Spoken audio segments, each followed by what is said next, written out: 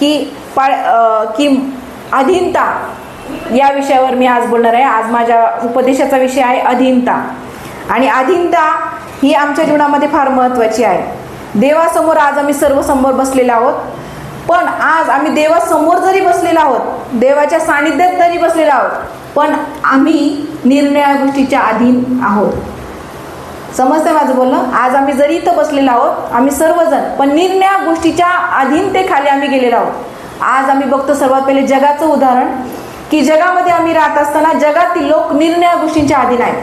सर्वात प्रथम जगाची परिस्थिती आम्ही बघतो, जग हे सत्तेच्या अधीन आहे. बरोबर की नाही? जगामध्ये सत्ता आहे, सत्तेच्या अधीन लोक आहेत. जिथे सत्ता असते तिकडे लोक जातात, अधीन होतात. बरोबर की नाही? ज्यांचा पक्ष सत्तेवर येतो त्याच्या पक्षाच्या मागे लोक लागतात आणि तिकडे सत्तेच्या अधीन होतात. जग पैशाच्या अधीन आहे. बरोबर की नाही? जिकडे पैसा फेकला जातो तिकडे लोक जातात आणि पैशाच्या अधीन होतात. आपण नंतर बघतो लोक सत्तेच्या अधीन आहे, माणसांच्या अधीन आहे, माणसांच्या अधीन लोक जातात. नंतर आपण बघतो की लोक नातेवाईकांच्या अधीन आहे. कोणाच्या? नातेवाईक. इतके नातेवाईकांच्या अधीन आहेत की त्यांना स्वतःच्या गोष्टींसाठी देवासाठी अजिबात वेळ नाही. नातेवाईकांच्या आपण बघतो. नंतर आम्ही बघतो की चुकीच्या सवयीच्या अधीन लोक आहेत. सध्या चुकीच्या सवयी, माणूस असो, स्त्री पुरुष असो, लेकरं आहोत, अशा चुकीच्या सवयीच्या अधीन लोक गेलेले आहेत. चुकीच्या सवयी म्हणजे घाणेरड्या गोष्टींच्या अधीन गेलेले आहेत, पापाच्या लोक अधीन गेलेले आहेत. आम्ही बघतो लोक नोकरीच्या अधीन गेलेले आहेत. आता पुष्कळ लोकांना पाळेसाहेबांनी सांगितलं असतं, काही तुमच्या चर्चमधील काही नोकरी करणाऱ्या स्त्रिया असतील किंवा बरेचसे लोक काही कामधंदा करत असतील, तर त्यांना सांगितलं असेल तुम्ही या सभेला, पण त्यांना वेळ मिळाला नाही, कारण त्यांना नोकरीच्या अधीन राहावं लागतं. नोकरीच्या अधीन राहिलं नाही तर त्यांचं कुटुंब कसं चालेल? पण लोक नोकरीच्या अधीन इतके जातात, इतके नोकरीच्या अधीन जातात की अजिबातच ते देवाला वेळ देत नाही. आपण बघतो की लोक निरनिराळ्या प्रकारच्या अधीनतेमध्ये आहे. आणि सर्वात महत्त्वाचं गोष्ट म्हणजे आता सर्वात जास्त अधीन लोक कशामध्ये झालेले आहेत? तुम्ही सांगा, तुमच्याकडे उत्तर आहे. बरोबर, मला मी जे लिहिलं तेच तुम्ही सांगितलं. सर्वात लास्ट कोणाच्या अधीन आहे? मोबाईल. आणि मोबाईलच्या अधीन आता संपूर्ण जग, लहान लेकरापासून प्रौढांपर्यंत सगळेजण त्याच्यामध्ये मानवजात अधीनतेमध्ये इतकी अधीन झालेली आहे की त्याच्याशिवाय आम्हाला काही सुचत नाही. बरोबर. आणि या गोष्टी अधीनतेमुळे आज सैतान या सर्व गोष्टींद्वारे जगामध्ये आणि त्याच्यामध्ये आता देवाच्या राज्यामध्ये पण सैतान काय करत आहे? काम करत आहे. इतक्या जोराने काम करत आहे की माणसाला त्या सैतानाच्या अधीन राहावंच लागतं. आणि त्याच्यामुळे आम्हाला देवाच्या राज्यामध्ये देवामध्ये वाढता येत नाही आणि देवाचं काम आम्हाला करता येत नाही. म्हणून आज आम्ही तो विचार करूया की आज आम्ही जरी इथं बसलेलो आहोत, पण आज आम्ही कोणाच्या अधीन आहोत? आज आम्ही म्हणतो देवाच्या अधीन आहे, पण आम्ही खरोखर देवाच्या अधीन आहोत का? आमचा देव आमच्याकडे पाहत आहे. आज आम्ही स्त्रिया नात्याने आम्ही स्त्रियांची एक गोष्ट मला आवडते, काही स्त्रिया खूप म्हणजे बारीक विचार करणाऱ्या असतात. आज तुम्हाला संधी आहे, आज तुम्ही इथं बसलेल्या आहात, पण देवाच्या सानिध्यात देव तुमच्याकडे पाहत आहे आणि देव तुमच्या मनाला प्रश्न विचारत आहे, तुम्ही कोणाच्या अधीन आहात? आम्ही कोणाच्या आहोत? मी कोणाच्या अधीन आहे? आपण स्वतःला म्हणूया मी सध्या कोणाच्या अधीन आहे.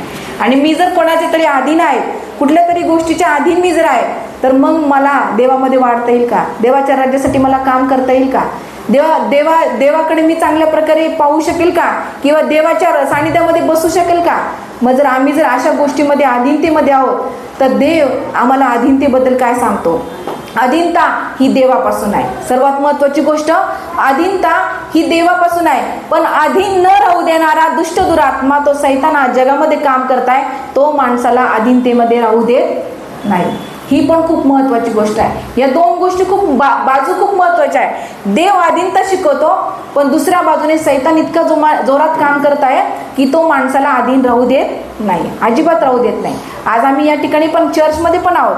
देवाच्या साने आम्ही म्हणतो की जगातली परिस्थिती फार वाईट आहे, जगातले लोक आहेत खरंच, व्यसन करतात, आम्ही तर नाही करत, काही करतात, पण चर्चमध्ये येणारे लोक पण आहेत ना. तसे सर्वच लोक चांगले असतात ते चर्चमध्ये येणारे, कारण ते त्यांची जे जिकडून आलेले असतात ते खूप वाईट जीवनातून जगातून आलेले असतात.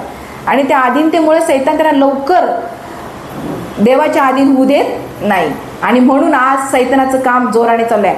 म्हणून आयुष्याचा वेळ, आजचा वेळ जो आहे तो इतका महत्वाचा आहे की आम्हाला त्याच्या अधीनतेमध्ये आज देव बोलवत आहे. आणि या वेळाची संधी जर आम्ही सोडली तर देव, माझा विश्वास आहे की आमच्या जीवनात कधीच देव आमचं चांगलं होणार नाही, आमचं कल्याण होणार नाही. म्हणून आजचा वेळ इतका महत्वाचा आहे की आम्हाला आज सैतानाला अडवायचं आहे. काय करायचं आहे? सैतान आम्हाला अधीनतेत राहू देत नाही, म्हणून त्या सैतानाला अडवायचं आहे.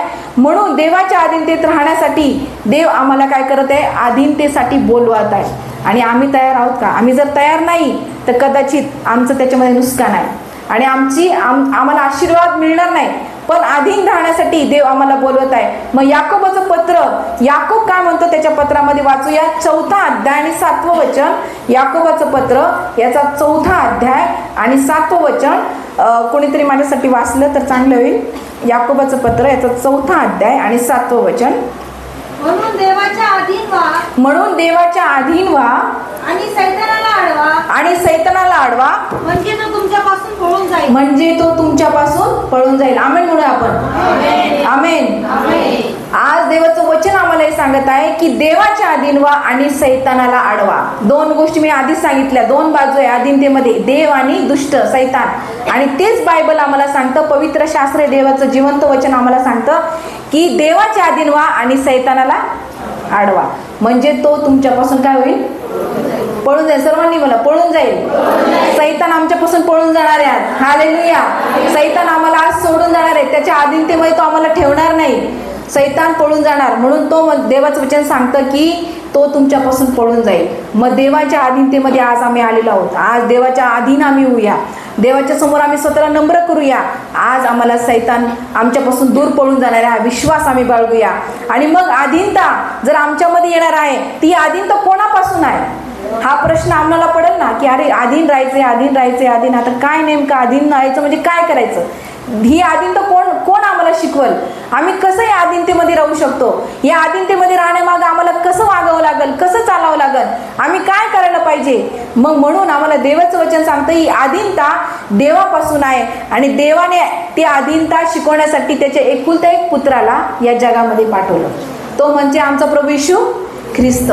की त्या प्रभू येशू ख्रिस्ताला पाठवणं मागचा उद्देश हा होता की त्या पित्याने या जगाकडे बघितलं आणि बघितलं की जगामध्ये पाप वाढत आहे, म्हणून माझ्या पुत्राला या भूतलावर पाठवावं आणि पित्याच्या अधीन राहून या जगाला पापातून मुक्त करावं. त्याची ही योजना होती स्वर्गीय पित्याची. आणि ती योजना पूर्ण करण्यासाठी देवाने आम्हाला ही चांगले सर्वात आदर्श उत्कृष्ट जगात कोणतंही उदाहरण नाही ते म्हणजे आमचा प्रभू येशू ख्रिस्त. त्याच्याकडून आम्ही ही अधीनता शिकणार आहोत. की तो देवाचं वचन सांगतं की आपण वाचूया गलतीकरास पत्र याचा 4 अध्याय आणि 4वं वचन. वाचा माझ्यासाठी. गलतीकरास पत्र याचा 4 अध्याय आणि 4वं वचन. या वचनामध्ये देवाचं वचन आम्हाला सांगतं की परमेश्वर प्रभू येशू ख्रिस्ताचा जन्म झाला तो त्याच्या नियमशास्त्राच्या अधीनतेमुळे झाला. वाचा ते वचन. परंतु काळाची पूर्णता झाली, तेव्हा देवाने आपल्या पुत्राला पाठवले.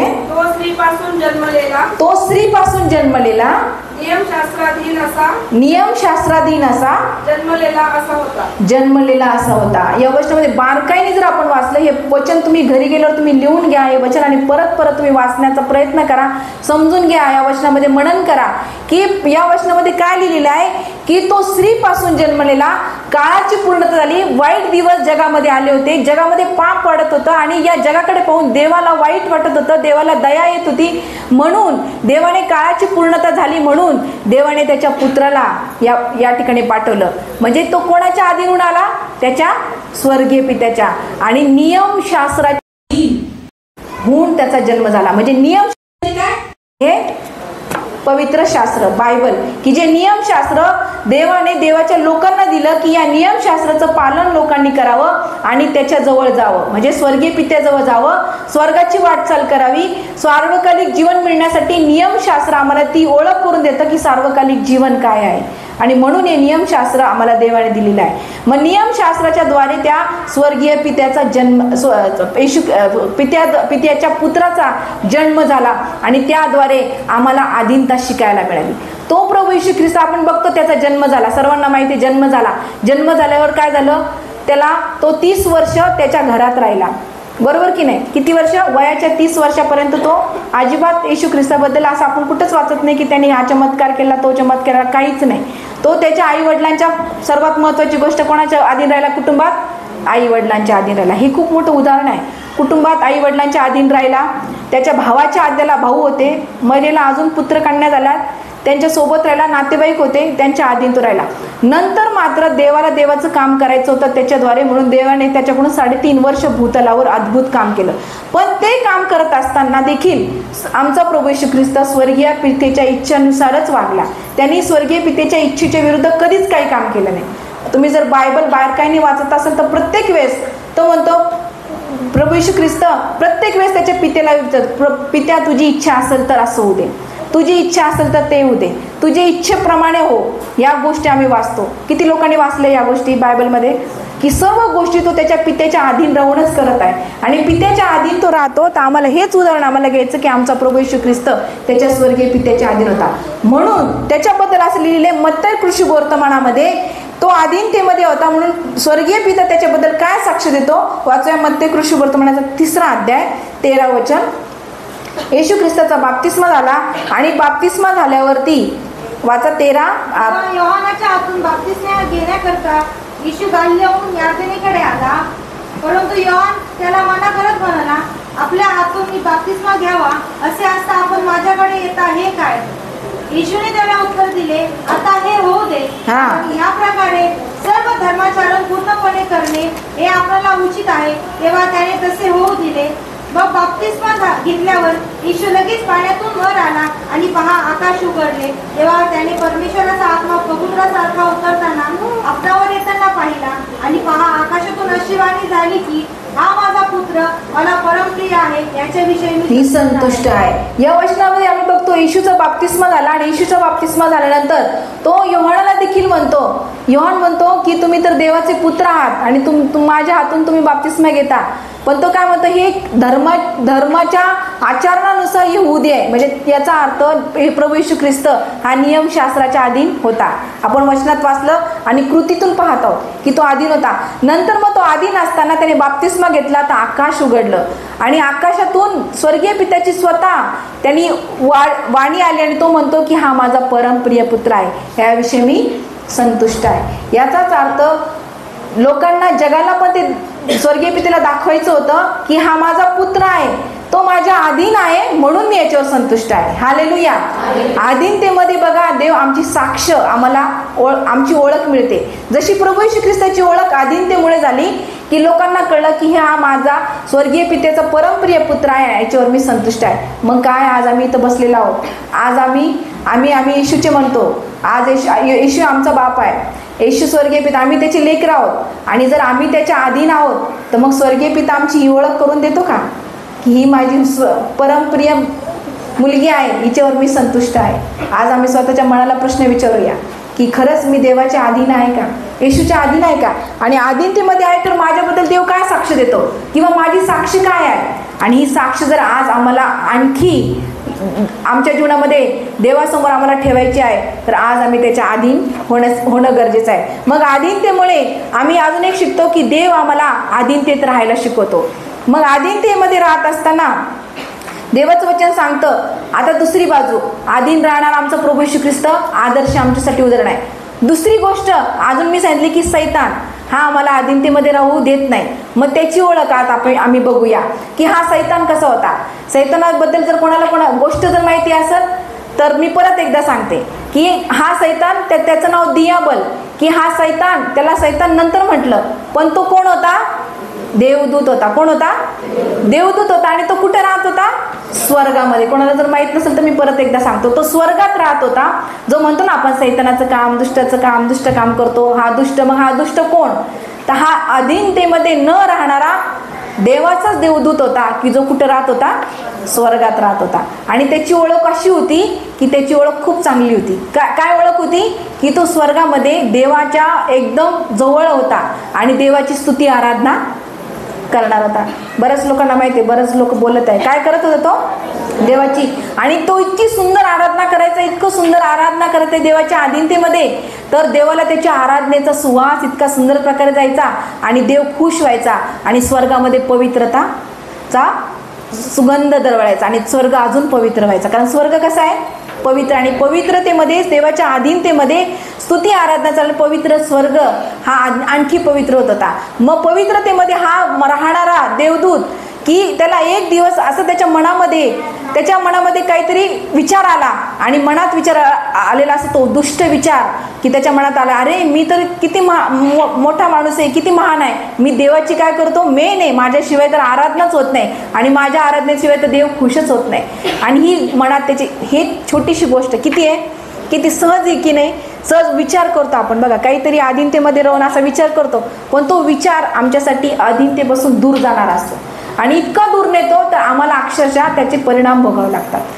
इतकी विचित्र गोष्ट आहे. मग त्याच्या मनामध्ये असं आलं की मी आता फार मोठा आहे. आणि त्याच वेळेस देवाने काय केलं माहिती आहे का, की त्याला लगेचच त्या स्वर्गातून काय केलं, काढून टाकलं. आणि त्याच्याबरोबर जे होते त्याच्या पार्टीचे लोक त्यांना पण काढून टाकलं आणि खाली टाकलं. कशामुळं? गर्वामुळे, अधीन न राहिल्यामुळे. आणि त्याच्यामुळे देवाने त्याला खाली टाकून दिलं. आपण वाचूया, तुम्हाला जर वाचायला जर आवडेल असं तर आपण वाचूया यशायाचं पुस्तक, याचा 14वा अध्याय 12 ते 15 वचन वाचा. पटकन आपण वाचूया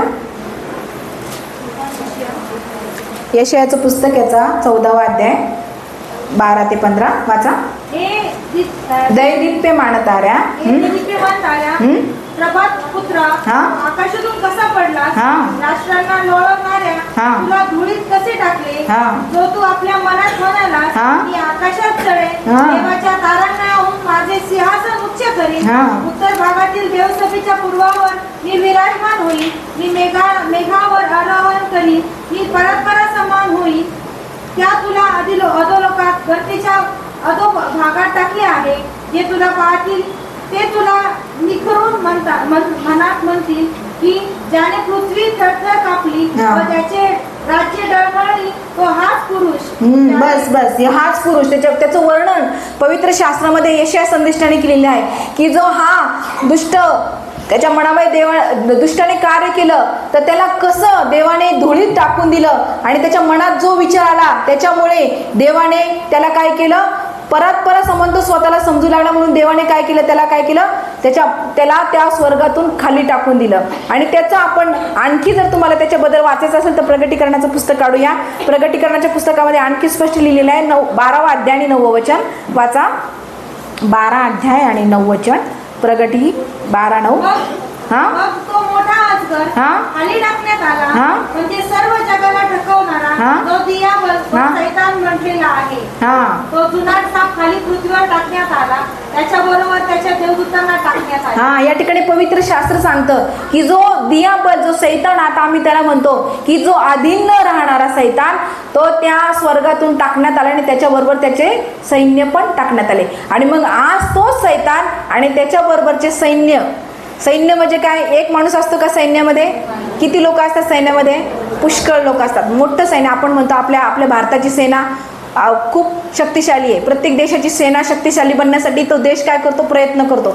आणि सैन्य म्हटलं तर युद्ध असतं आणि युद्ध म्हटलं तर युद्ध एक तर जिंकतं नाही तर हारतं, या दोन गोष्टी असतात. मग त्याच्या सैन्य आणि तो सैतान या भूतलावर टाकला स्वर्गातून, तेव्हा आता तोच सैतान आणि तेच सैन्य आम्हाला देवाच्या अधीन राहू देत नाही. इतकं प्रभावी कार्य, दुष्टाचं काम असं जबरदस्त चाललेलं आहे की आम्ही युद्ध करत आहोत. या आत्मिक युद्ध करत असताना आम्हाला देव त्या गोष्टीमध्ये आम्हाला काय करत आहे, शिकवत आहे. आज मंडळीमध्ये तुम्ही येता, तुम्हाला देखील बऱ्याचशा गोष्टीला त्रासाला तोंड द्यावं लागते की नाही. अनेक संकटांना, समस्येतून तुम्हाला देवामध्ये तुम्हाला वाढावं लागतं आणि तेव्हा कुठे तुम्ही आशीर्वादित होता. मग तेच युद्ध आज आम्ही आमच्या जीवनामध्ये करत आहोत.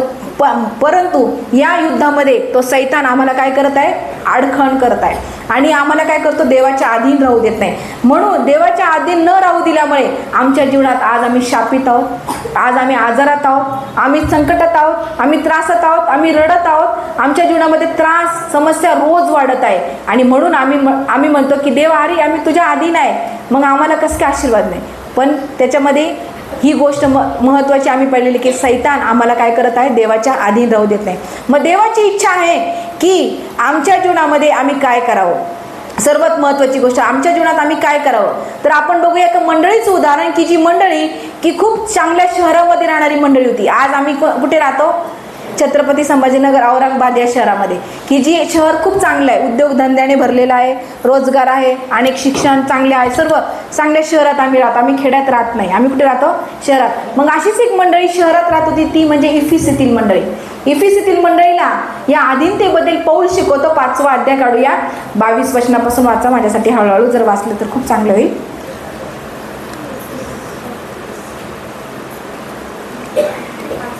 हा, 22 वचनापासून वाचा. स्त्रियांनो, हा, स्त्रियांनो, तुम्ही जशा प्रभूच्या अधीन जशा तुम्ही प्रभूच्या अधीन, तशा आपापल्या पतीच्या अधीन असा. बस, आपापल्या पतीच्या अधीन असा. आता सर्वात महत्वाची गोष्ट आम्ही शिकलो, कोणाच्या अधीन राहायचं आम्हाला. पहिली गोष्ट काय शिकलो, देवाच्या अधीन. सर्वात महत्वाची गोष्ट आज या वचनातून आम्ही बघितलं परत एकदा पौल त्याचा सेवक की जो मंडळीचं पुढारी पण करत आहे, मंडळी स्थापना करत आहे, मंडळीच्या लोकांना घडवत आहे. आणि मंडळीच्या लोकांना घडवत असताना त्याला काहीतरी गोष्टी दिसल्या, मंडळीमध्ये जाणवल्या, म्हणून हे पत्र तो त्या मंडळीला लिहित आहे. हे पत्र लिहित असताना पौल कैदेमध्ये होता, रोम येथे कैदेत असताना हे पत्र त्याने लिहिलं. आणि हे पत्र त्याने इसवी सन 60 या साली लिहिलं, की जे पत्र लिहित असताना त्याच्या काही गोष्टी कानावर आल्या. आणि मग त्याला असं वाटलं, अरे ही मंडळीची स्थापना केली, देवाच्या राज्यासाठी मंडळी उभं राहिली, पण ही मंडळी आता काहीतरी विचित्र गोष्टी या मंडळीत दिसत आहे. आणि मंडळीमध्ये विचित्र गोष्टी दिसल्यावरती देवाच्या सेवकाला काय वाटतं, वाईट वाटतं. देवाला तर सगळ्यात महत्त्व देवाला, त्याच्यानंतर कोण, मंडळीचं पुढारी पण बनणार ना कोण, देवाचा सेवक, देवाच्या सेवकाला. आणि मग त्या देवाच्या सेवकाला वाईट वाटतं. मग त्याला काय वाटतं, अरे माझ्या मंडळीला आता काहीतरी मी शिकवायला पाहिजे. तसं पौल या मंडळीला पत्र लिहित आहे. आणि पत्र लिहिताना काय म्हणतो तो, वाच परत एकदा. स्त्रियांनो, स्त्रियांनो, सर्वात महत्वाचा काय शब्द वापरला, म्हणा स्त्रियांनो. स्त्रियांनो, हा वाच. तुम्ही जशा प्रभूच्या अधीन, जशा तुम्ही प्रभूच्या अधीन, तशा आपल्या पतीच्या अधीन असा. तशा आपल्या पतीच्या. पती म्हटलं सगळ्यांच्या चेहऱ्यावरती मला हास्य बघायला मिळालं. पतीच्या अधीन असा. महत्वाची गोष्ट आहे ना. आज आम्हालाच माहिती आहे आज आम्ही कोणाच्या अधीन आहोत. आणि अधीनतेमध्ये देव आम्हाला आणखी भर घालून देत आहे चांगली, की देवाच्या अधीन आम्ही जर आलेलो आहोत तर आम्ही आमच्या कोणाच्या अधीन असावं, पतीच्या अधीन. मग पतीच्या अधीन राहणं हे चांगलं आहे का वाईट आहे सांगा. आता तुम्ही काही चांगलीच गोष्ट आहे, हां चांगलंच ही गोष्ट आहे. पण तुम्ही लोक काय म्हणाल, पती, माझा पती तर दारूला आहे, माझा पती तर व्यसनाधीन आहे, माझा पती चर्चला येत नाही, माझा पती तर जगिक आहे, आणि मग त्याच्या अधीन मी कसं राहू. मी तर एकटीच विश्वासणारी आहेत ना. अशा बऱ्याच मंडळीत स्त्रिया आहेत अशा, सर्वच नाही पण आहेत थोड्याफार. हां, बऱ्याच स्त्रिया त्यांच्या पतीला घेऊन येतात, पती पण ख्रिस्तामध्ये आहे, पण बऱ्याचशा नाही. पण देवाचं वचन काय सांगितलं, की तुम्ही आपल्या पतीच्या अधीन. मग तो कसाही असो, पण देवाने आम्हाला कोणाच्या अधीन सांगितलंय, पतीच्या अधीन.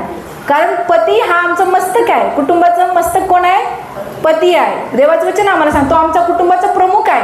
कुटुंबाची ओळख कोणापासून होते, आडनाव काय असतं आमचं, आमच्या लग्न झाल्यानंतर आम्हाला आडनाव कोणाचं लागतं, आमच्या पतीचं. मग ती आमची ओळख म्हणजे आमचा पती आमची ओळख आहे. मग ती जर आमची ओळख आहे तर त्याच्या अधीनतेमध्ये आम्ही राहिलंच पाहिजे. मग आमच्या जीवनामध्ये आम्ही काय करतो, आम्ही देवाच्या अधीन असतो पण आमच्या पतीच्या अधीन. मग आज कितपत योग्य आहे, आज आम्ही आमच्या पतीच्या अधीन आहोत का. आज स्वतःच्याच मनाला प्रश्न, सर्वजण आहेत, आम्ही आत्मपरीक्षण करत आहोत. देव आज तुमच्या जीवनामध्ये काम करत आहे. ही वेळ खूप महत्त्वाची आहे. मगाच सांगितलं आम्ही आमच्या पतीच्या अधीन आहात.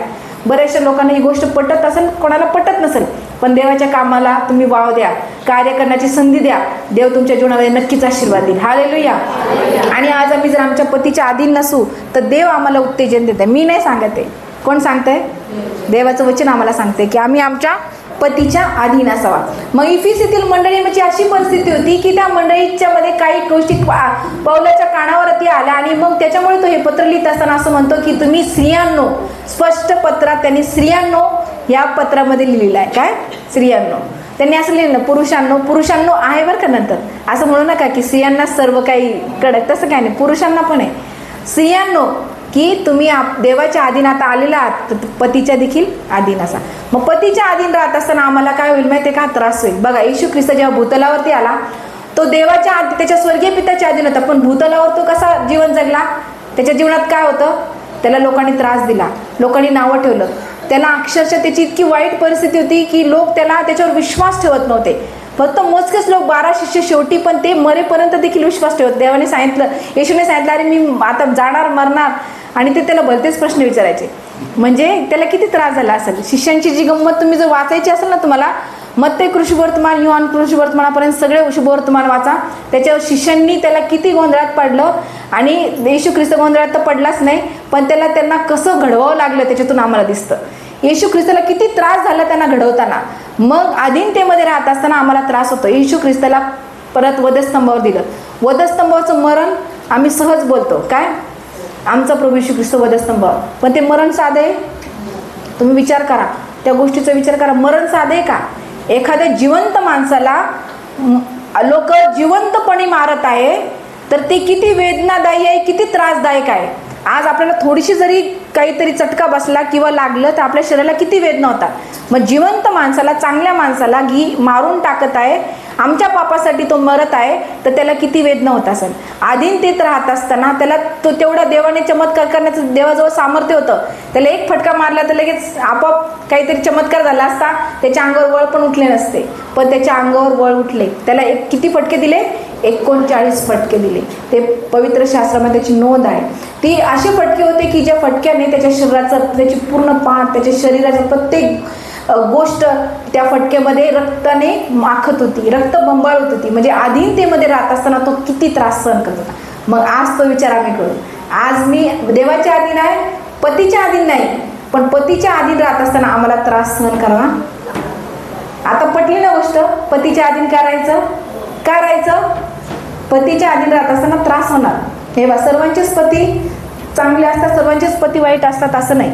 सर्वांचा वेगवेगळा अनुभव आहे. तुमचे पती तुम्हालाच माहिती आहे कसे आहे, बरोबर की नाही? मग त्यांच्या जीवन सोबत राहत असताना तुम्हाला काय त्रास होतो हे तुम्हालाच माहिती. आता तुम्ही तोच विचार करायचा, आता हा त्रास मी सहन करायचा का नाही करायचा. नाही केला तर अधीनतेत राहणार नाही, पण देवाचे वचन मला सांगतं अधीनतेत राहायचं. मग आज आम्ही निर्णय घेऊया, स्वतःचं परीक्षण करूया. पतीच्या अधीन आम्ही, मग पतीच्या अधीन राहत असताना आम्हाला समस्येला तोंड द्यावं लागेल, त्रासाला तोंड द्यावं लागेल. मनासारख्या गोष्टी घडणार नाही.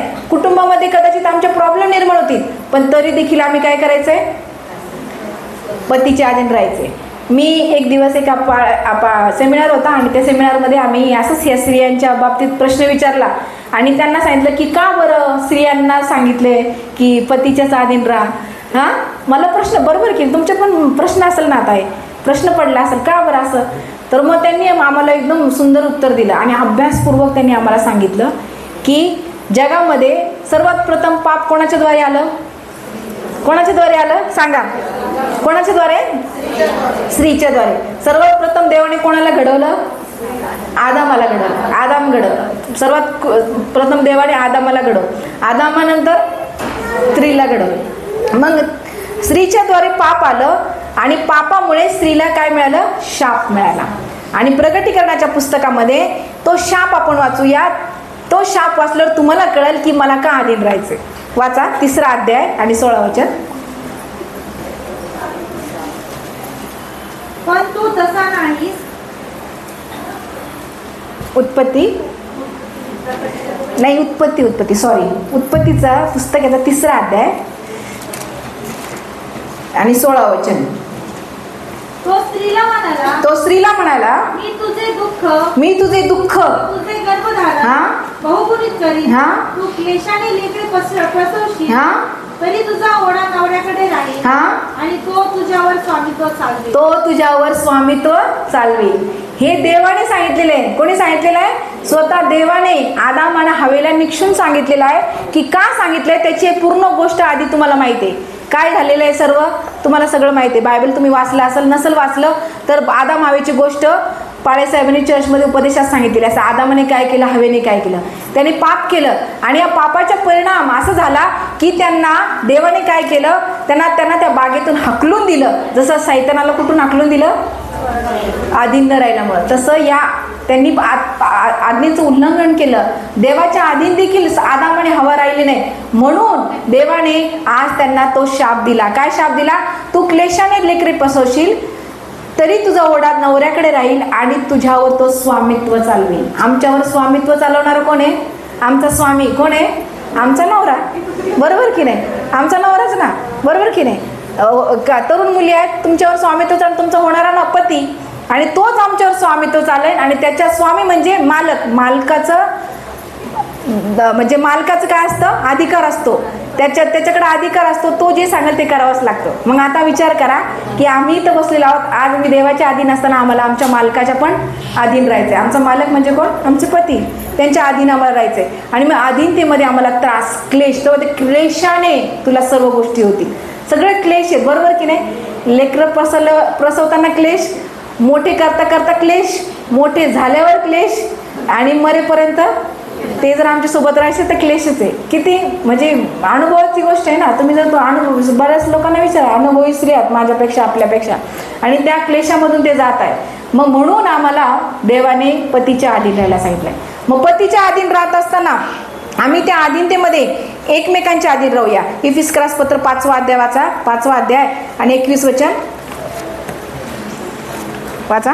ख्रिस्ताचे भय बाळगून एकमेकांच्या अधीन असा. हा, ख्रिस्ताचे भय, पौल परत सांगतो त्या मंडळीला, ख्रिस्ताचं भय धरा तुम्ही अधीनतेमध्ये. आता सध्या भीती आहे आपल्याला. काय भीती आज निर्माण झाली?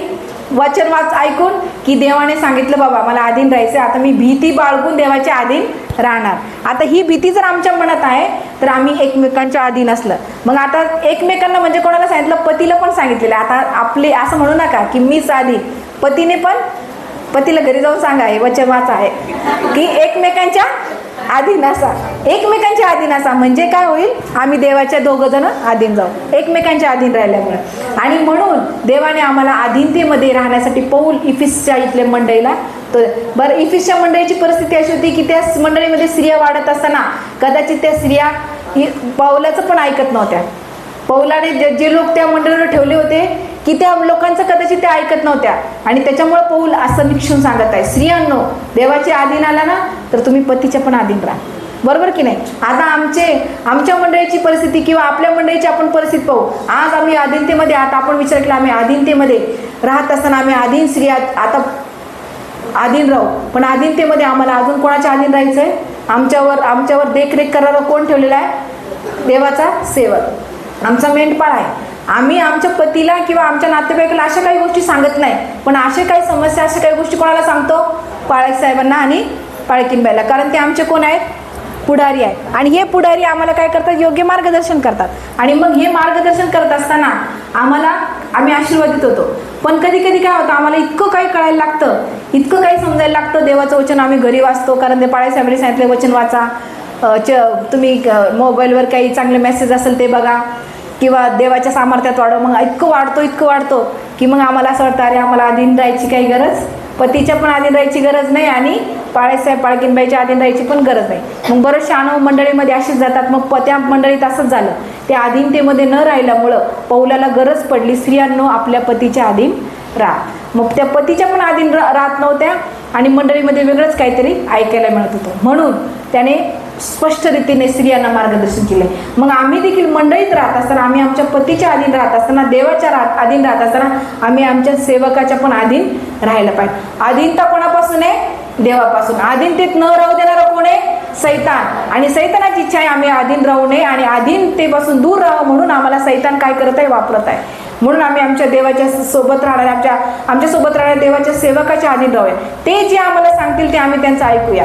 कदाचित तुम्हाला काही गोष्टी पटत नसतील, बरोबर आहे, विचित्र स्वभाव, विचित्र, सगळे आम्ही वेगवेगळे आहे ना, कोणी एका ठिकाणचे नाही. तुम्ही वेगळ्या गावचे, मी वेगळ्या गावचे, सगळे वेगवेगळ्या गावचे, आणि सगळे एका विचाराने आम्ही कुठं एक झालेलो आहोत, कुठं? ख्रिस्तामध्ये. मग आता एक आहोत, पण ऐक्यामध्ये ऐक्य तोडणारा सैतान आहे. आणि ऐक्य तोडत असताना तो काय करत आहे? वेगवेगळे विचार लोकांच्या मनात घालतो आणि अधीन आम्हाला राहू देत नाही. मग आम्ही अधीन न राहत आम्ही मग पाळेसाहेबांना शिकवायला लागतो. नाही पाळेसाहेब, हे असं नाही होऊ शकत, हे असं नाही चांगलं, तुम्ही असं नाही करायला पाहिजे, ते तसं करायला पाहिजे. कारण जास्त बोलायला म्हणजे उतावळे व्हायला कोण असत माहिती का? सर्वात माणसं तरी असं गप्प राहतात, पण ते पण डेंजर असतात ना का? माणसं शांत राहून काम करतात, पण बायका जास्त बोलके असतात की ते पटकन बोलतात. मग त्यांचा उपयोग सैतान लवकर करतो, पटकन बोलून जात. नाही, असं नाही पाळेसाहेब, हे असं नाही पटत. पण असं कधीच करू नका. आम्हाला देव अधीनतेमध्ये शिकवत आहे राहायला. मंडळीत आम्ही अधीन असावं, देवाच्या सेवकाच्या अधीन असावं. बऱ्याचशा वेळेस आम्ही अधीनतेमध्ये राहत असताना प्रयत्न करतो पण आमच्याकडून जमत नाही, पण आम्ही स्वतःला त्या सहनशीलतेमध्ये स्वतःला आम्ही वाढत राहूया की देवाने मला ती सहनशीलता द्यावी. नाही पटत, हे बा देवाचा सेवक जर चूक करत असाल तर त्याला देव शासन करणार आहे. कोण शासन करणार आहे? शिक्षा करणारा कोण आहे? देव. तुम्ही शासन करणारे, तुम्ही त्याचा न्याय करणारे अजिबात नाही. पाळकाच्या कुटुंबाने काही चूक केली, पाळकाचे लेकर, पाळकाचं कुटुंब, पाळकाची पत्नी, पाळकाचे लेकर काही स्वर्गातून आलेले कोण आहेत? ते तुमच्या आमच्यासारखेच आहे ना, बरोबर की नाही? ते कोण आहे? त्यांना जसे 2 पाय 2 हात, तुमचा स्वभाव तुमचा आमचा स्वभाव सर्व सारखाच आहे ना, वेगळं पण काही आहे का? हे बा आम्ही जर पाळकाच्या पत्नी, पाळकाचे लेकर असे पवित्रतेने दिसले असेल तर तुम्ही आम्हाला खूप हे केलं असतं, मान केलं असतं, पण कदाचित आमचा पण कुठंतरी मानहानी होती. हीच आहे ना की काहीतरी चूक असती होती थोडीफार, पण आमचा न्याय करणारा कोण आहे? परमेश्वर आहे. देव आमचा न्याय करतो तर त्याला जबाबदार देवाचा सेवक, देवाचं सेवकाचं कुटुंब, मंडळीचं पुढारी करत असताना चूक. मग तुम्ही त्याचा न्याय करायला तयार होऊ नका. अधीनतेत राहून तुम्ही देवाच्या सेवकासाठी प्रार्थना करा. देव त्याला चांगलं, मला नाही वाटत देवाचे सेवक कधीच मंडळीला चुकीचं मार्गदर्शन करा, कारण देवाच्या सेवकाला देवाने का ठेवलेलं आहे की त्याने योग्य ते मार्गदर्शन मंडळीला करावं, म्हणून देवाच्या सेवकांनी मंडळीमध्ये देवाच्या सेवकाला ठेवलं. मग त्याच्यासमोर आम्ही राहत असताना आम्ही त्याच्या अधीन असावं, पाळकीनबाईच्या अधीन आम्ही असावं. पाळकीनबाईंनी सांगितलं या सभेला तुम्ही यावं, कुठली ॲक्टिव्हिटीजमध्ये भाग घ्या, असं नाही. असं कुठं असतं का? हे असं नाही होत. आमच्या चर्चमध्ये एक उदाहरण आहे, सकाळचे ईस्टरच्या दिवशी आम्ही पहाटे 6 वाजता सभा घेतो. किती वाजता? पहाटे 6 वाजता. असं आम्ही ठरवलं की चला उन्हाळ्याच्या आपल्या औरंगाबादला कडक ऊन असतं आणि पहाटे 6 वाजता आम्ही सभा घेण्याचं ठरवलं. उष्णता असल्याने 9च्या आत सगळे जिकडे तिकडे घरी जातील आणि मग त्यावेळेस आम्ही नाश्ता देतो त्यांना आणि घरी जातो, संपूर्ण मंडळीला नाश्ता देतो आणि त्यांना त्या सभेसाठी बोलवतो. मग बऱ्याचशा वेळेस पाळक्याच्या काळात अशा काही गोष्टी येतात की कोण काय म्हणतंय, हे असे म्हणतात. 6 वाजता कुठे सभा असते का? पाळेसाहेबांना काही कळतं का? बरोबर की नाही? सुट्ट्यांचे दिवस आहे, लेकरं झोपतात, बरोबर की नाही? लग्न आहेत त्या काळामध्ये, कसं काय होऊ शकतं? अशा गोष्टी, या गोष्टीला बऱ्याचशा लोकांच्या डोक्यात आहेत विचार. जे पाळक्याच्या डोक्यात कदाचित काही विचार ते सुपीक आमच्या बेजामध्ये असतात, ते आमच्या डोक्यात येतात की खूप हुशार आम्ही आहोत, बरोबर मंडळीत राहत असताना हुशार, ते विचार आमच्या अरे कसं काय होऊ शकतं. पण पाळकाचे जर आम्ही अधीन असू ना तर बरोबर 6 वाजता चर्चमध्ये आम्ही येऊन बसू. आणि त्याचा अनुभव मंडळीमध्ये आला की काही लोक म्हटले, पण तेच लोक आश्चर्यचकित होऊन ते बघतात, अरे इतकं गच्च चर्च शेवटच्या खुर्चीवर बसतात, जागाच नसते बसायला, अजिबात जागा नाही, इतकं फुल 6 वाजता गच्च चर्च भरलेलं, 6 वाजता भक्ती आराधना चालू, सगळं काही व्यवस्थित. 6 वाजता आम्हाला खूप आनंद असतो की लोक आपलं ऐकतात. का ऐकतात? की त्यांच्यामध्ये देवाने ती अधीनता दिलेली आहे, म्हणून त्या अधीनतेमध्ये ते वाढत आहे आणि म्हणून ते देवाच्या राज्यामध्ये काम करत आहे. मग 6 वाजता सगळे लोक चर्चमध्ये आले, भक्ती उपासना.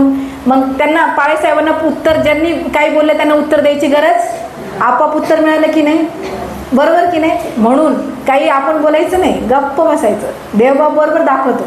देवबाप देवाचं कार्य कधीच खोटं ठरवत नाही.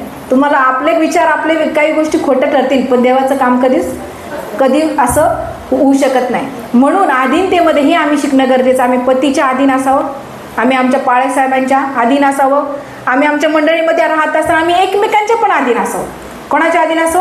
एकमेकांच्या. कधी कधी आम्ही एकमेकांच्या अधीन येते. बऱ्याचशा वेळेस पाळेसाहेब सांगतात की मंडळीमध्ये बरेचसे लोक एकमेकांसोबत बोलत नसतात, त्यांना जाणवतं ते, पण ती अधीनता आम्हाला देव शिकवतो. आम्ही एकमेकांच्या देखील अधीन असतो, बायबल आम्हाला सांगतो. मग नंतर अधीन न राहणाऱ्या पवित्र शास्त्रामध्ये अशा काही स्त्रिया होत्या की त्यांच्या अधीन न राहिल्यामुळे त्या त्रासामध्ये गेल्या, शापामध्ये गेल्या आणि त्यांचं जीवन पूर्णपणे बेचिराग, म्हणजे पूर्णपणे उद्ध्वस्त झालं. अशा पवित्र शास्त्रामध्ये काही स्त्रिया आहेत. त्याच्याबद्दल मी 2 उदाहरणं देते फक्त आणि आपण थोड्याच वेळा संपूया.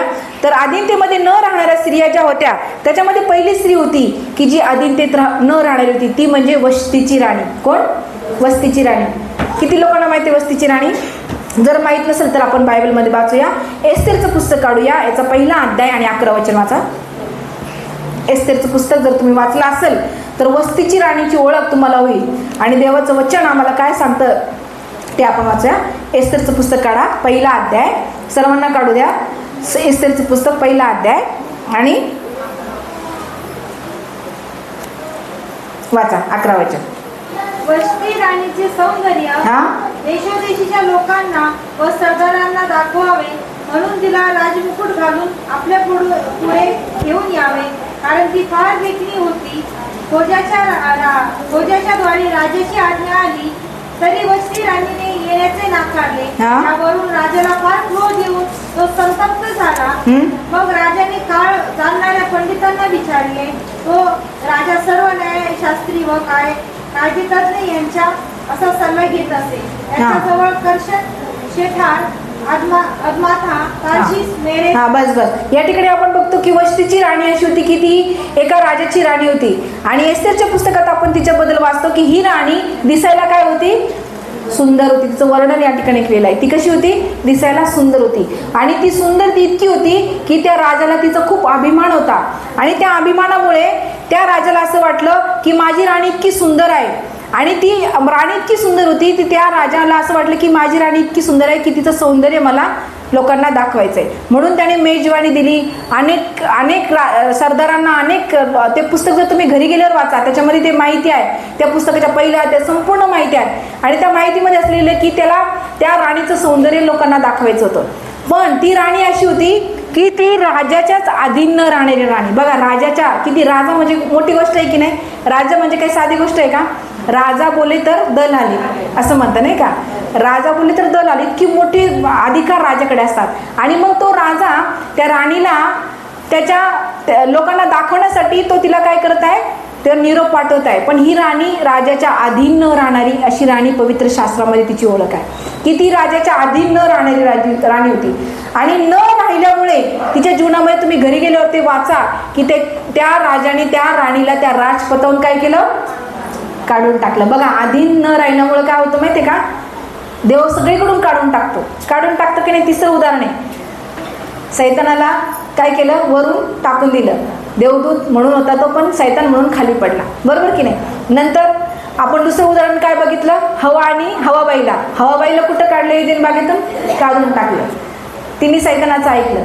म्हणजे देव काढून टाकणार आहे. अधीन न राहणाऱ्या लोकांना देव काढून टाकतो. हीच तशीच राणी, वस्तीची राणी की जी तिला फार स्वतःचा अभिमान, गर्व, मी खूप सुंदर आहे, मी फार सुंदर आहे, त्याचा गर्व तिला अधीन राहायला आवडलं नाही त्या राजाच्या, की त्या राजामुळे ती राणी झाली. ते पद कशामुळे मिळालं, राजामुळे तिला मिळालं. पण त्या राजाच्या या गोष्टी तिने मान्य केल्या नाही. आणि त्या अधीनतेमुळे अधीन न राहण्यामुळे राजाने तिला राजपदावरून काढलं.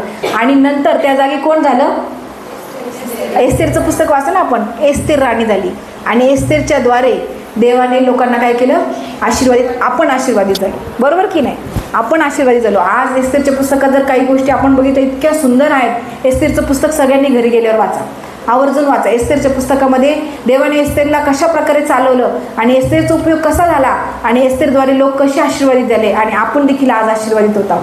म्हणून अधीन न राहणाऱ्या स्त्रियांपैकी वस्तीची राणी होती, तिच्यासारखं आम्ही होऊ नाही. आम्हाला काहीतरी अभिमान आहे तेव्हा कदाचित आम्हाला सौंदर्य नसेल, कदाचित आमच्याकडे काही गोष्टी नसेल, आम्ही दिसायला एवढं काय नाही, पण आमच्याकडे पैशाचा गर्व आहे, प्रतिष्ठा आहे आमच्याकडं.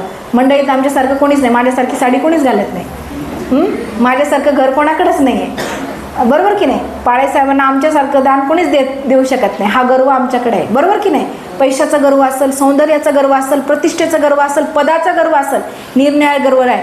पण या वस्तीच्या राणीसारखं आम्ही होऊ नये, तर आम्ही एस्तेर राणीसारखं व्हावं. की जी एस्तेर राणी कशी होती, तिच्या चुलत्याच्या अधीन. तिला आईबाप नव्हते, तिची ओळख पवित्र शास्त्रामध्ये वाचा. तिला आईबाप नव्हते आणि तिच्या चुलत्याने तिचा सांभाळ केला होता. आणि त्या चुलत्याच्या अधीनतेमध्ये राहून चुलता म्हटला, तुला असं करायचंय, तू असं कर आणि मग तुला असं करावं लागेल. त्या अधीनतेत राहून ती वाढली आणि एक दिवस कुठे गेली, राजपदावर. आणि इतक्या मोठ्या पदावर गेली की त्या पदावर बघा तुम्ही, राजाची राणी होणं साधी गोष्ट आहे का. आज आम्हाला जर एखादं मोठं पद मिळालं तर आम्हाला किती भारी वाटतं की नाही भारी. तर तसंच आमच्या जीवनामध्ये आम्ही जेव्हा अधीन होऊ तर एक दिवस देव तुम्हाला स्वर्गात त्याचं प्रतिफळ देईल. हालेलुया. स्वर्गात इतकं मोठं प्रतिफळ तुमचं राहील की त्या प्रतिफळाद्वारे देव तुमचा मान करेल आणि ते प्रतिफळ तुमच्यासाठी एक अद्भुत राहील. मग आम्ही वस्तीच्या राणीसारखं न होता एस्तेर राणीसारखं होऊया आणि अधीनतेमध्ये राहूया. आपण दुसरं उदाहरण पाहूया, लोटाच्या पत्नीचं उदाहरण. लोटाची पत्नी कोणाला माहिती आहे, सर्वांना माहिती आहे. उत्पत्तीच्या पुस्तकात आपण वाचतो लोटाची पत्नी. दुसरं उदाहरण, अधीन न राहणारी स्त्री. लोटाची पत्नी ती अधीन नव्हती, तिच्याबद्दल आम्ही वाचतो, तिच्याबद्दल फक्त थोडंच वर्णन आहे, त्याच्यानंतर तिचं नावच नाही. हा, लोटाची पत्नी तिचं असं लिहिलेलं आहे. फक्त नवीन करारामध्ये असं आहे, लोटाच्या बायकोची आठवण करा. एक वचन आहे लोटाच्या, वाचलं असेल हा, ते वचन आहे, तेवढंच फक्त नवीन करारात आहे. आणि लोटाच्या बायकोची आठवण का करायची परत आम्हाला आज? लोटाच्या बायकोची आठवण का करायची? कारण ती अधीन नव्हती, आणि ती अधीन नसल्यामुळे तिला पवित्र शास्त्रामध्ये विशेष तिचा उल्लेख केलेला आहे. आम्हाला त्याच्यातून शिकायचं आहे की ती का अशी होती? ती दैहिक गोष्टींकडे लक्ष देणारी होती. ती देवाच्या अधीनतेमध्ये नव्हती, तिच्या पतीच्या अधीनतेमध्ये नव्हती, ती शापाकडे पाहणारी होती. म्हणून तिची आम्हाला आठवण करायची आहे. कारण तिच्यावर काय आला? शाप आला. काय शाप आला? ती मिठाचा खांब बनली. मग ती जर अधीनतेमध्ये असती तर कदाचित आज ती मिठाचा खांब बनली नसती आणि पवित्र शास्त्रामध्ये तिची अशी ओळख नसती. म्हणून तिच्यासारखं आम्ही होऊ नये. मग लोटाची बायको अधीन नव्हती. आम्ही वाचतो उत्पत्तीचं पुस्तक 19 अध्याय काळात 13 आणि 15 वचन वाचा.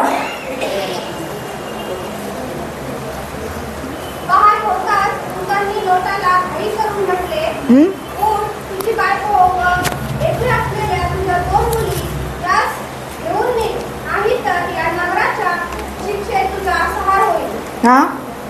हा, या ठिकाणी आपण वाचतो की लोटाच्या जीवनामध्ये आपल्याला माहिती मिळते की सदोम आणि गमोरा शहरामध्ये देवाला लोट या देवाच्या सेवक देवाने ठेवला होता आणि त्याला या शहराचा नाश करायचा होता. पण त्या शहरामध्ये अब्रामाचा पुतण्या लोट, की ज्या लोटाच्या सोबत त्याची बायको, त्याच्या मुली, त्याच्या जावई राहत होते आणि ते राहत असताना त्या देवाची इच्छा होती की यांचा नाश होऊ नये.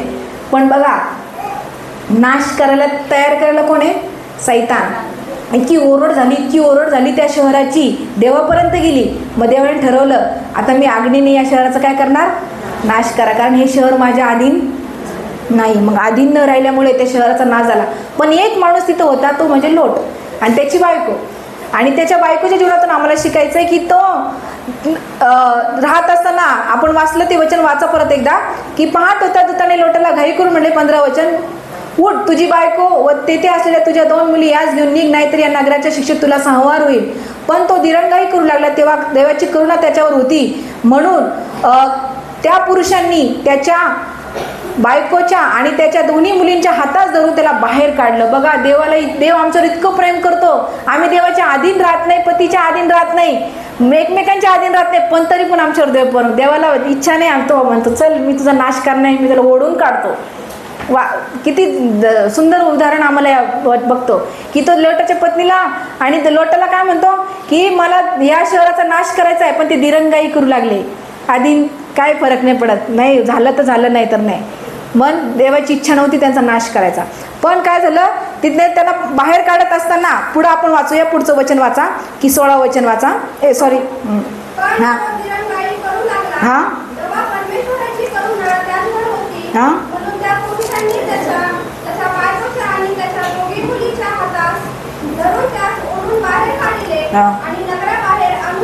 नगराबाहेर आणून सोडलं. नाशातून काढण्यासाठी देवाने एक योजना केली, नगराबाहेर आणून सोडलं. मग पुढे काय झालं वाचा, 24 वचन वाचा. तेव्हा परमेश्वराने सदोम व गमोरा यांच्यावर गंधक व अग्नी यांचा वर्षाव तेव्हा समोर त्या शहरावर काय केला? अग्नीचा वर्षाव केला. नंतर 26 वचन वाचा. पण लोटाची बायको त्याच्या मागून चालली होती, ती मागे पाहत राहिली आणि ती मिठाचा खांब. काय झालं? ती मागे पाहत राहिली आणि ती मिठाचा खांब झाली. ती अधीन राहिली नाही, देवाच्या आज्ञेच्या अधीन राहिली नाही. देवाने काय आज्ञा दिली की या शहराच्या बाहेर तुम्ही जा, म्हणजे मी तुमचा बचाव करीन. पण ती अधीन न राहिल्यामुळे ती मागेच पाहत राहिली. आम्हाला पण असंच वाटतं. आम्ही पण काय करतो, आमच्या जीवनामध्ये देव आम्हाला आशीर्वादित करतो, अधीनतेमध्ये वाढवतो, पण आम्ही मागच्या गोष्टी परत पुनरावृत्ती करतो आणि ती पुनरावृत्ती आमच्यासाठी शाप म्हणून यायला तयार असते. म्हणून कधीच असं आम्ही करू नये की लोटाच्या बायकोसारखं आम्ही मागे पाहू नये. मागे जर पाहिलं तर आम्ही मिठाचा काम होणार, म्हणजे शापित होणार, शाप आमच्यावरती येणार. आणि म्हणून ती मिठाचा खांब झाली.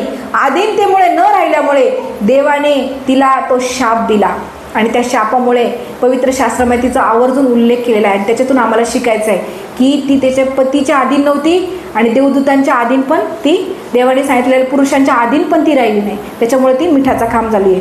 म्हणून आम्ही अधीनतेमध्ये राहूया आणि अधीनतेत राहत असताना आम्ही अजून देवामध्ये वाढूया. पवित्र शास्त्र आम्हाला आणखी चांगले उदाहरण देतो. अधीनतेत राहणाऱ्या स्त्रिया आपण बघितलं, एस्तेर राणी होती, त्याच्यानंतर रूथ की जी आधीनतेमध्ये राहिली होती. तुम्हाला माहित असेल रूथचं जीवन, ही रूथ ही इतकी कष्टाळू स्त्री होती, इतकी प्रामाणिक स्त्री होती, ती तिच्या कोणाच्या अधीन राहिली सांगा? बरोबर, कोणाच्या? आता सासूबाईंना आनंद झाला पाहिजे, माझ्या सुनांनी कोणाच्या अधीन राहावं? सासूच्या. नक्कीच राहावं, सासूच्या अधीन राहायलाच पाहिजे, बरोबर की नाही? पतीच्या अधीन राहायला पाहिजे, एकमेकांच्या अधीन राहायला पाहिजे, पाळकाच्या अधीन राहायला पाहिजे, देवाच्या अधीन, आणि त्याच्याबरोबर रूथ सारखं सासूच्या. आणि सासूबाईंनी पण आपल्या सुनांना काय करायला पाहिजे? समजून घेतलं पाहिजे. एकमेकांवरती काय सांगितलं परत देवाचं वचन? एकमेकांच्या अधीन राहा, म्हणजे एकमेकांना दोघींनी समजून घेतलं पाहिजे. मग रूथ ही इतकी प्रामाणिक स्त्री होती की ती तिच्या सासूच्या अधीन राहिली, आणि त्याचा परिणाम असा झाला, रूथचं पुस्तक वाचतो की तिला प्रतिफळ मिळालं, आणि इतकं सुंदर प्रतिफळ मिळालं की तिच्या जीवनामध्ये, तिच्या कुळामध्ये प्रभू येशू ख्रिस्ताचा जन्म झाला. रूथच्या जीवनामध्ये तुम्ही जर रूथचं पुस्तक वाचा, आपण वाचूया, एकच वचन वाचूया तिच्याबद्दल.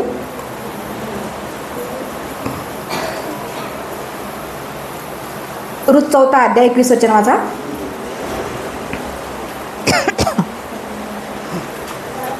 वाचा रूथचं पुस्तक 4 अध्याय 21 वचन.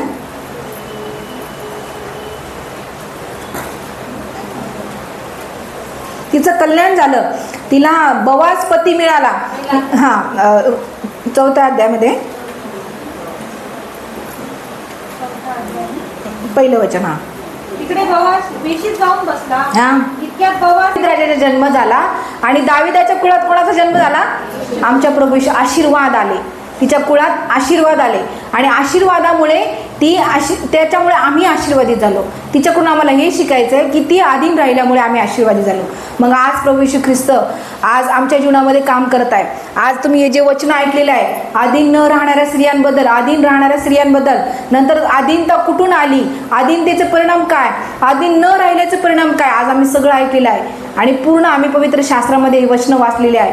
तर आज आमच्या जीवनामध्ये देव काम करत आहे, प्रत्येकाच्या जीवनात देव काम करत आहे अधीनतेमध्ये राहण्यासाठी. आज आम्ही स्वतःच्या कदाचित आम्ही वेगवेगळ्या गोष्टींच्या अधीन झालेला असो, कदाचित आम्ही स्वतःच्या स्वभावाच्या अधीन आहोत. आमचा स्वभाव कसा आहे? हट्टी आहे. स्वतःच्या स्वभावाच्या अधीन असो, तर आम्ही कधी तो विचार करूया की आम्ही जर स्वतःच्या स्वभावाच्या अधीन असो, तो जर देवाला आवडत नसेल तर आम्ही त्याच्या अधीन होऊ नये. तर आम्ही कोणाच्या अधीन व्हावं? साहजिक आहे, देवाच्या अधीन. आम्ही कदाचित निरनिराळ्या व्यसनांच्या अधीन असो, स्त्रियांना पण व्यसन असतात, वाईट व्यसन आहे, आणि सर्वात वाईट व्यसन तर कोणतंच लागलेलं आहे आता? परत एकदा सांगा, मोबाईलचं. हे व्यसन तर फार वाईट आहे, आणि त्या व्यसनाच्या अधीन इतकं जग गेलेलं आहे की त्या जगामध्ये अनेक लोक त्या देवाच्या अधीनतेपासून दूर जातात. जी अधीनता त्या मोबाईलमुळे देवाला आम्हाला द्यायची ती अधीनता मिळत नाही. कदाचित आम्हाला अधीनतेमध्ये राहत असताना देवाला वेळ द्यायचा आहे. काय करायचं आहे? देवाला. पण मोबाईलमुळे आम्ही देवाला वेळ देऊ शकत नाही. आम्हाला कदाचित आमच्या कुटुंबाला वेळ द्यायचा आहे, कदाचित आम्ही त्या मोबाईलमुळे आमच्या कुटुंबाला वेळ देतो. आम्ही चालतो बघायचं काम फक्त असं, बरोबर की नाही? मग कदाचित आम्हाला वेगवेगळ्या गोष्टींमध्ये आम्हाला त्रासाला तोंड द्यावं लागत आहे. म्हणून कृपा करून आज आम्ही या गोष्टीचा विचार करूया, आणि आमचं जीवन देवाला समर्पित करूया.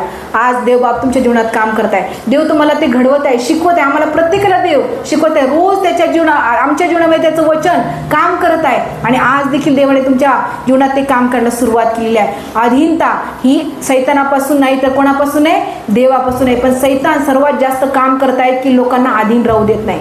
प्रभू येशू ख्रिस्ताचं उदाहरण आम्ही बघितलं की येशू ख्रिस्त स्वतः देखील अधीन राहिला नाही. आपण बघतो की त्याचा बाप्तिस्मा झाला, आणि त्याला आत्म्याने कुठे नेलं? रानामध्ये नेलं, आणि त्याची परीक्षा झाली. अधीनतेत राहत असताना परीक्षा पण होती. सर्वात महत्त्वाची गोष्ट काय होती? परीक्षा. परीक्षेमध्ये टिकणं महत्त्वाचं आहे. प्रभू येशू ख्रिस्त परीक्षेत टिकला, म्हणून सगळ्यात पहिलं वचन आम्ही काय वाचलं? तुम्ही देवाच्या अधीन व्हा आणि सैतानाला अडवा. प्रभू येशू ख्रिस्ताने काय केलं? अधीनतेत असताना, परीक्षेत असताना, मत्ते कृष्णवाणात असं वचन आहे की तो म्हणला की त्याला तो सैताना चालता हो. काय म्हटला? त्यांनी मोह टाकले, खूप काय अधीनतेचे मोह टाकले त्याने. तू माझ्या अधीन हो, हे बघ सगळं जग मी दाखवतोय, हे जग माझ्या ताब्यात आहे, चल तू मला नमन कर म्हणजे मी तुला सगळं देतो. कोणाच्या अधीन व्हायला सांगितलं सैतानाने येशूला? सैतानाला सोडलं नाही. आता विचार करा, येशूला सोडलं नाही की सैतानाने कोणाला सोडलं नाही? येशूला सोडलं नाही, देवाला त्यांनी सोडलं नाही, देवाच्या पुत्राला. मग आम्ही कोण आहे? आम्ही तर काहीच नाही, आम्ही कोणीच नाही, बरोबर की? आम्ही केवळ एक मानव आहोत, साधे आहेत. आमचं आयुष्य आज आहे, उद्या नाही कदाचित. इतके साधेलं होतं. आम्हाला देव कसं काय आमच्या जीवनामध्ये सैतान कसं आम्हाला सोडेल का? अजिबात सोडणार नाही. मग आता लक्षात ठेवा, सैतान आमच्या समोर आहे, आणि आम्ही देवाच्या समोर आहोत. मग आम्हाला कोणाच्या अधीन उभं राहायचंय? कोणाच्या अधीन व्हायचंय? देवाच्या का सैतानाच्या? देवाच्या अधीन जर व्हायचंय तर आम्हाला सैतानाला चालता हो, काय हो? चालता हो, सैतानाला अडवायचं आणि देवाच्या अधीन व्हायचे. देव आज आम्हाला शिकवत आहे की आम्हाला सैतानाला घालून द्यायचंय. चला आपण आपले डोळे झाकूया. परंतु मी तुम्हाला छोटीशी कृती करायला लावत आहे आणि आपण कृती करत असताना मी तुम्हाला एक छोटे कागद देत आहे. तुम्ही त्याच्यावर तुमचं नाव लिहायचं नाहीये. आपण एक प्रार्थनापूर्वक गांभीर्याने सर्व ज्यांना लिहिता येतं त्यांना द्या आणि ज्यांना लिहिता येत असेल त्यांनी पाळकीनबाई जवळ या. पाळकीनबाईच्या तुम्ही तुमच्या गुप्त गोष्टी त्यांना सांगू शकता.